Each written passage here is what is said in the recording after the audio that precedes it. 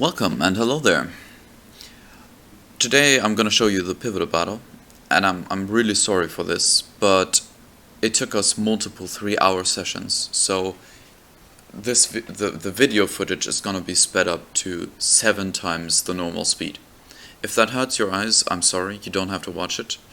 I did a narrative, you can just listen to that, and I think I captivated everything that is going on screen. This is only the first part of the pivotal battle, and it took us 3 hours. And we have like the second part, we already did that. It took us 3 more hours, and we're not done yet. So prepare for 3 hours of pain, and all we did was deployment and the first turn. So if you're not interested in deployment and the first turn, you can probably go now. Basically the premises, the Imperial team was behind on points, so we were the ones declaring what pivotal battle we wanted to do, and we are doing the one where we attack a base, and if we win the battle we get that base as our base. So Imperial team is first player here. So we started off by putting down one of our Guzantis. And as you can see, it's base defense. I should also say we have allies, and they have allies. We took 2 decimators, they took a CR90A, I believe, that has no upgrades at all. And they also have the base defense, the fighter one, where you get 40 points of fighters on top of that. So, this is gonna be quite interesting. I'm gonna go over the fleets real quick while you see the deployment in the background. So we have Ferudo, who has an ISD and a Guzanti, and he also has Darth Vader, Major Rhymer, I believe, and 2 fire sprays. Yes. Then there's my fleet. I have my Architans, I have a Raider, and I have a Guzanti. And I also have Marek Jendon. I took Mauler Mythol from the last battle, and I have 2 TIE Interceptors. And then we have, I believe he's called Renzor, and he has a Quasar Fire,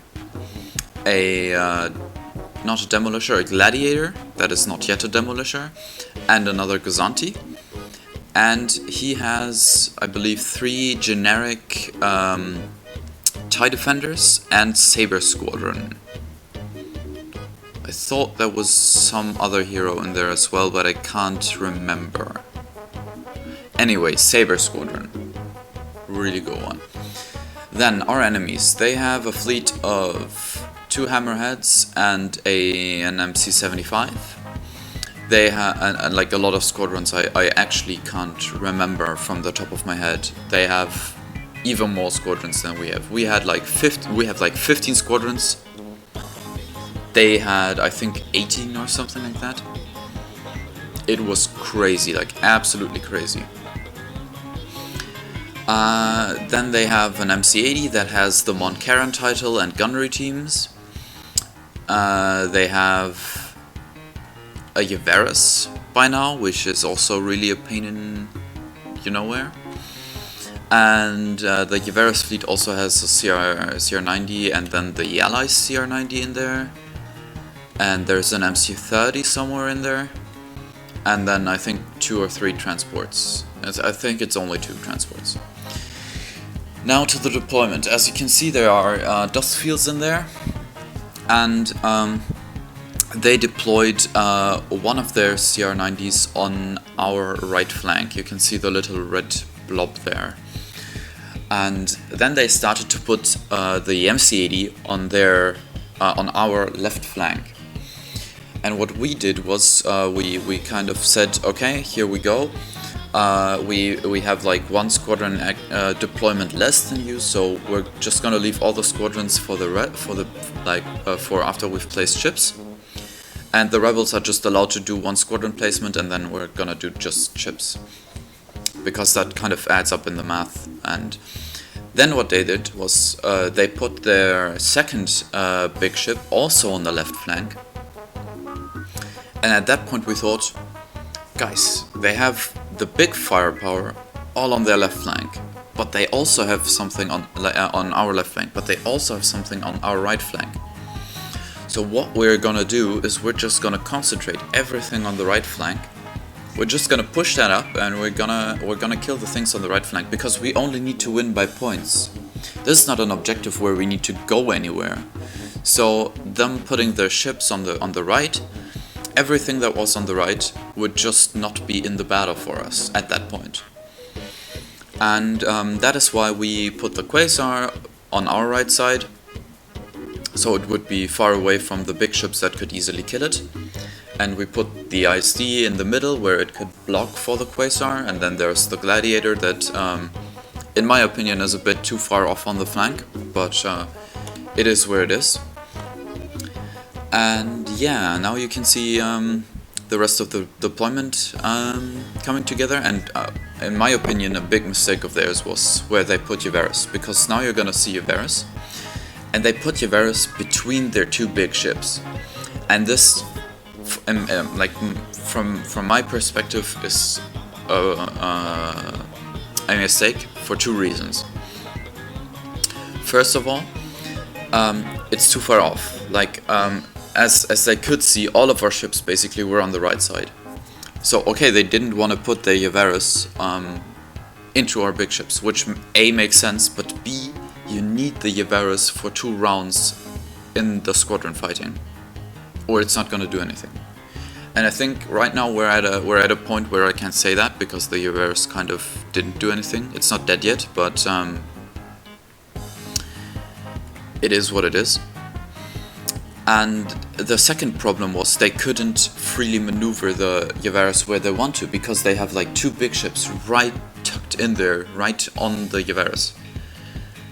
And that is also a thing where they had a problem, because they had like, I think 4 or 5 ships more than we have, and they really got into their way. They need to deploy more apart from each other so the ships have room to maneuver. And as you will see, they put another CR90 in front of their MC30 and stuff like that. It's like, why would you do that? Just don't. So yeah, that's like a problem that I saw there. And then basically what we did was just put down the rest of the squadrons, and like we're halfway through.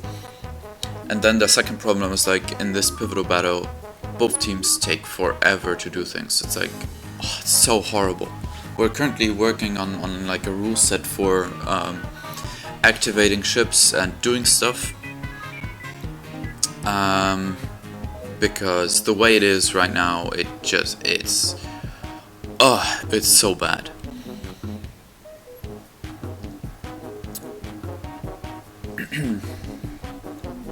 And now, like, the second thing that they did was, as you can see, all of our squadrons are like concentrated on the right side or in the middle, where they could reach everything.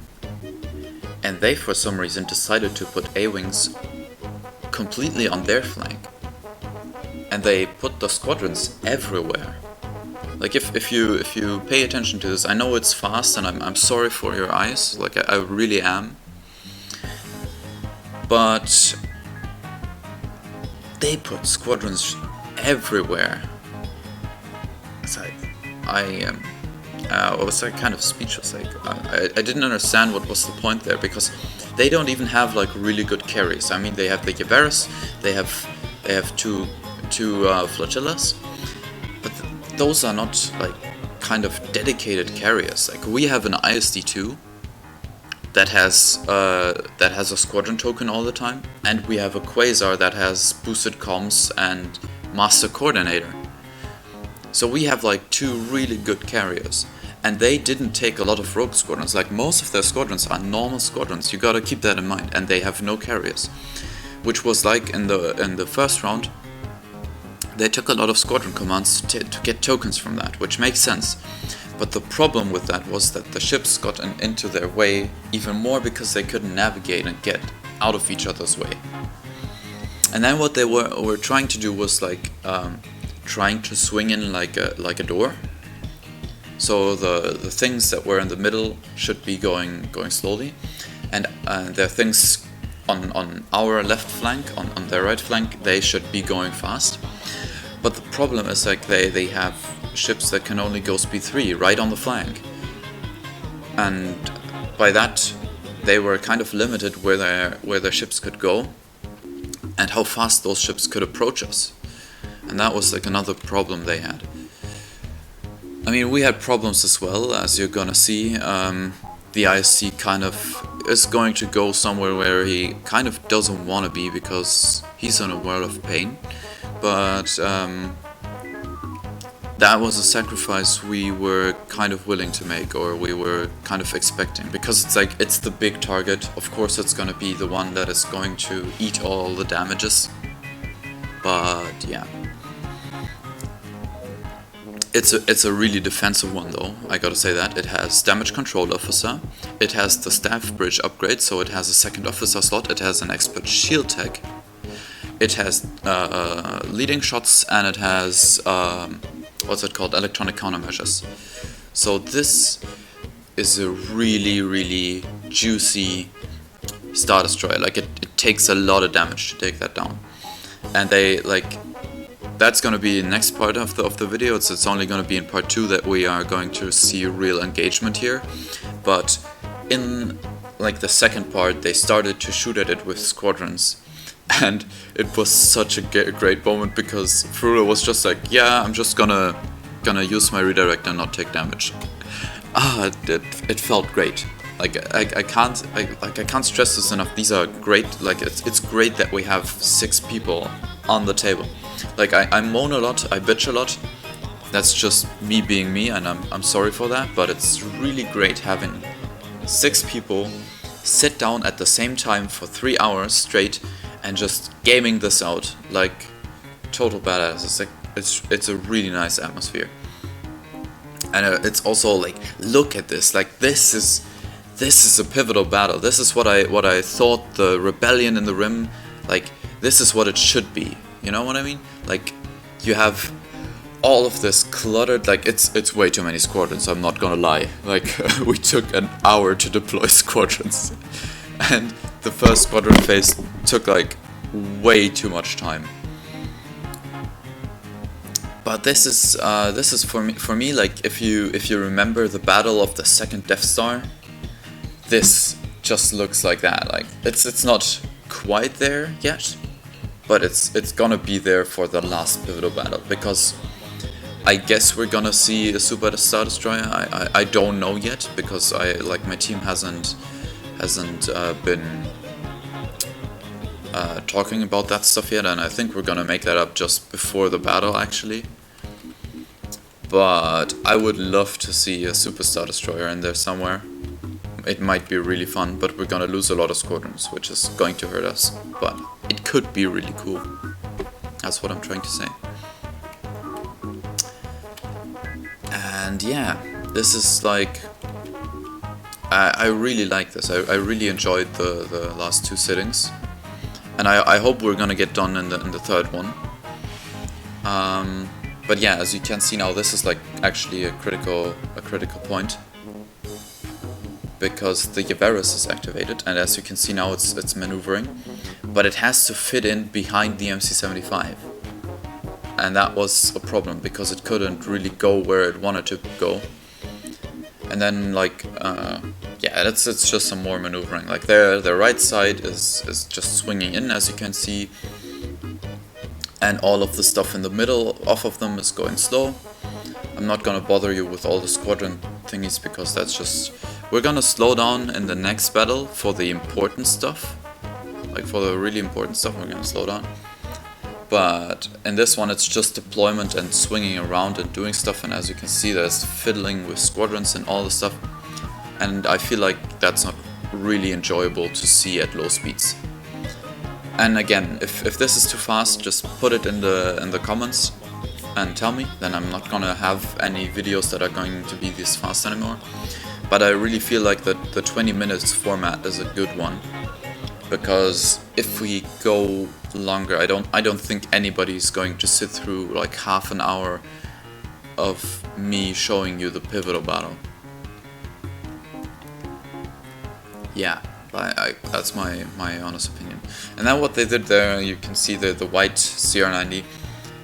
That is also in the way. Like, as you can see, they flew a lot of things where they kind of shouldn't be, or where they are in the way of other things and blocking them. And that kind of hurt their fleet.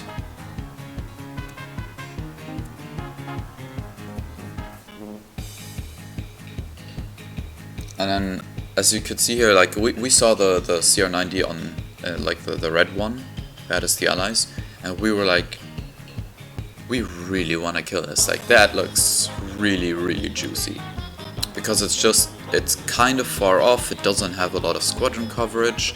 The squadrons that could cover it can't be really activated from anything because the things aren't in range and stuff. And that was really nice. So what we did was we shifted our squadrons over to the right, and the squadrons on the right, they just went all the way in the front where they could go, so we could bomb that CR90 as fast as possible.